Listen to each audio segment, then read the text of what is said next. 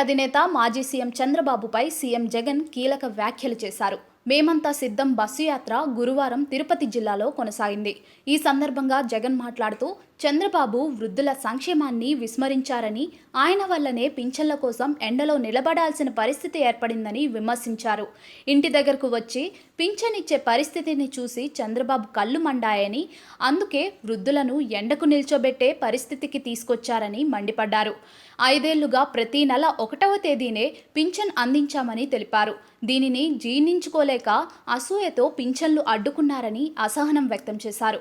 వ్యూహాత్మకంగా నిమ్మగడ్డ రమేష్తో ఈసీకి ఫిర్యాదు చేయించారని అన్నారు. రాజకీయాలు చెడిపోయాయి, దిగజారిపోయాయి అని ఆవేదన చెందారు. తాము చెబితేనే పింఛన్లు ఆగిపోయాయని టీడీపీ అభ్యర్థులు నిస్సిగ్గుగా చెప్పడం దారుణమన్నారు. పింఛన్ కోసం వెళ్లి ఎండ తీవ్రత తట్టుకోలేక 31 మంది వృద్ధులు ప్రాణాలు విడిచారని అన్నారు. ఈ 31 మందిని చంపిన హంతకుడు చంద్రబాబే అని మండిపడ్డారు. ఎవరూ ఆందోళన చెందవద్దని, మళ్లీ మన ప్రభుత్వమే వస్తుందని ఓపిక పట్టండి అని పిలుపునిచ్చారు. అధికారంలోకి వచ్చిన వెంటనే తొలి సంతకం వాలంటీర్ల వ్యవస్థపైనే చేస్తానని హామీ ఇచ్చారు.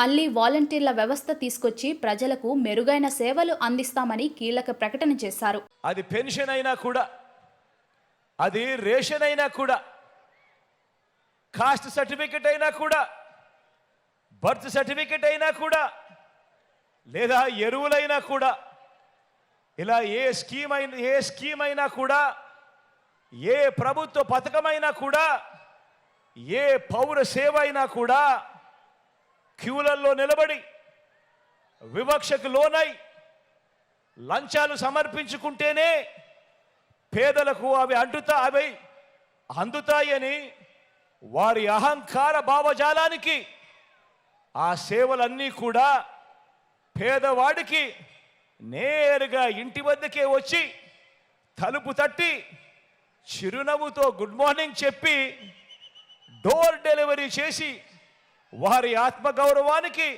విలువ ఇస్తున్న మనందరి ప్రభుత్వానికి మధ్య జరుగుతా ఉన్న యుద్ధం ఈ కురుక్షేత్ర మహాసంగ్రామం.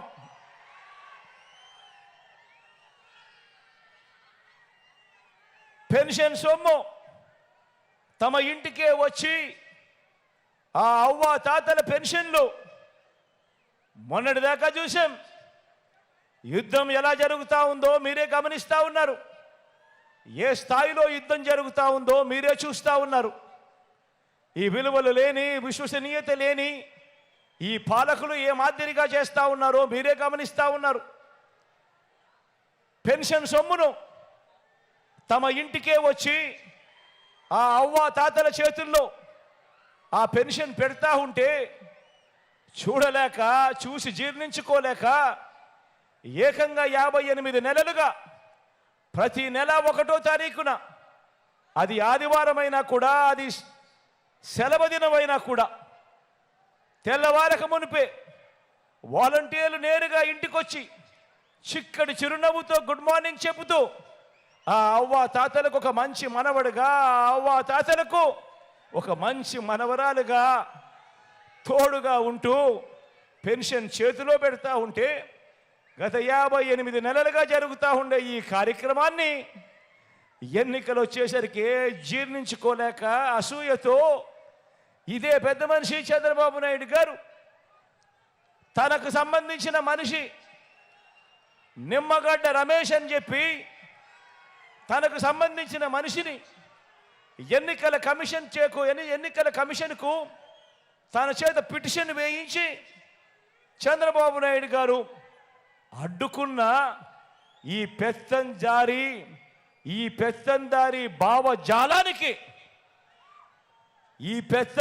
భావజాలానికి గత 58 నెలలుగా ఏ అవ్వ ఏ తాత కూడా అవస్థపడే పరిస్థితి రాకూడదు అని ఆ ప్రతి అవ్వకు, ఆ ప్రతి తాతకు ఆత్మగౌరవాన్ని నిలుపుతూ ఇంటి వద్దకే వచ్చి చెయ్యి పట్టుకొని నడిపిస్తూ ఆ అవ్వ తాతలకు తోడుగా ఉంటూ ముఖంలో చిరునవ్వు చూసేందుకు వారి ఆత్మగౌరవాన్ని నిలబెడుతూ ఆ పెన్షన్ సొమ్మును గతంలో మీ అందరికీ గుర్తుండే ఉంటుంది. గతంలో ఎన్నికలకు 2 నెలల ముందు వరకు కేవలం 1000 రూపాయలు ఇస్తా ఉన్న ఆ పెన్షన్ను మీ బిడ్డ ప్రభుత్వం అధికారంలోకి వచ్చిన తర్వాత దానిని 3000 రూపాయలకు పెంచుకుంటూ పోయి ఆ ప్రతి ఇంటికి వచ్చి ఆ అవ్వ తాతల ముఖంలో చిరునవ్వును చూస్తూ ఆ పేదలకు నేరుగా చేతికే అందిస్తా ఉన్న పేదల అనుకూల భావజాలమైన మన ప్రభుత్వానికి మధ్య జరుగుతా ఉన్న యుద్ధం ఆలోచన చేయమని అడుగుతా ఉన్నా. ఈరోజు ఈ కురుక్షేత్ర మహాసంగ్రామానికి సంబంధించి ఇన్ని విషయాలు చెప్పాను. మీ అందరూ నేను ఒకటి అడుగుతా ఉన్నాను. పేదల భవిష్యత్ కొరకు పేదలకు అండగా తోడుగా నిలబడేందుకు మీరంతా కూడా సిద్ధమేనా అని అడుగుతా ఉన్నాను.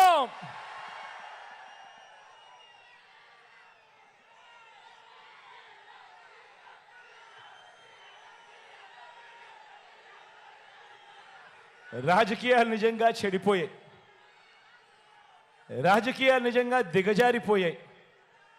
రాజకీయాలు నిజంగా ఏ స్థాయికి చెడిపోయాయి, ఏ స్థాయికి దిగజారిపోయాయి అంటే అవ్వ తాతలకు ఇంటి వద్దనే ఇచ్చే పెన్షన్లు తాము చెబితేనే చంద్రబాబు నాయుడు గారు ఆపించారు అని అహంకార ధోరణితో వాళ్ళ పార్టీకి సంబంధించిన ఎమ్మెల్యే అభ్యర్థులు మొన్ననే చూసా టీవీలో రాజమండ్రిలో టీడీపీ అభ్యర్థి ఆదిరెడ్డి వాసు లాంటి వారు ఏకంగా ప్రెస్ మీట్లు పెట్టి మరీ చెప్పటం మీరంతా కూడా చూశారు.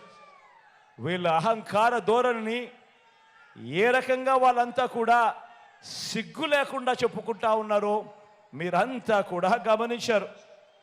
ఇంతటి దుర్మార్గం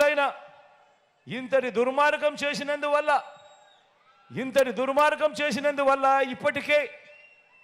ఇప్పటికే గత కొద్ది రోజులుగానే నిన్న ఈరోజు ఈ మధ్యకాలంలోనే ఏకంగా 31 మంది అవ్వాతాతలు పెన్షన్లు అందుకునే పరిస్థితిలో అందుకోలేక నడచలేక అవస్థ పడలేక ఏకంగా 31 మంది ప్రాణాలు విడిచిన పరిస్థితులు కేవలం ఈ 2 రోజుల్లో 31 మందిని చంపిన ఈ చంద్రబాబు నాయుడు గారిని హంతకుడు అందామా, లేకపోతే అంతకన్నా దారుణమైన పదమేదైనా ఉంది అంటే అదందామా అని చెప్పి ఆలోచన చేయమని కోరుతా ఉన్నా.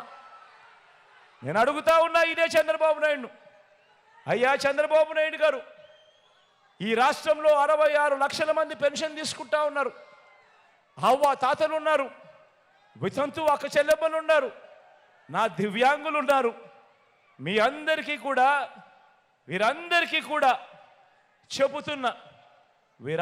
కూడా చెబుతా ఉన్నా, కొంచెం ఓపిక పట్టండి. జూన్ 4వ తారీఖున మళ్ళీ మీ బిడ్డ ప్రభుత్వం వస్తుంది.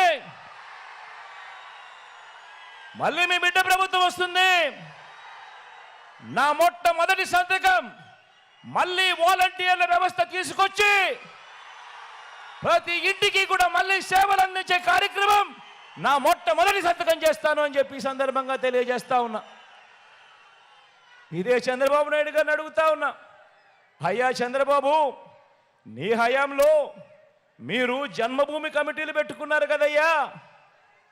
పెన్షన్ కావాలన్నా, రేషన్ కావాలన్నా, సర్టిఫికెట్ కావాలన్నా, చివరికి మరుగుదొడ్లు కావాలన్నా కూడా లంచం ఇస్తే కానీ, వివక్ష లేనిదే కానీ ఏ ఒక్క పేదవాడికి అందే పరిస్థితి అప్పట్లో ఉండేది కదయ్యా. మరి ఆ జన్మభూమి కమిటీలు, మీరు పెట్టుకున్న జన్మభూమి కమిటీలు ఏ మాదిరిగా పనిచేస్తూ ఉన్నాయి, ఏ మాదిరిగా పనిచేశాయి? ఈరోజు వాలంటీర్ వ్యవస్థ అన్నది జగన్ అభిమానించే ఈ సైన్యం ఎలా పనిచేస్తూ ఉంది అని అంటే చంద్రబాబు నాయుడు గారి గుండెల్లో రైళ్లు పరిగెత్తించే కార్యక్రమం జరుగుతూ ఉంది అని కూడా ఈ సందర్భంగా తెలియజేస్తా ఉన్నా.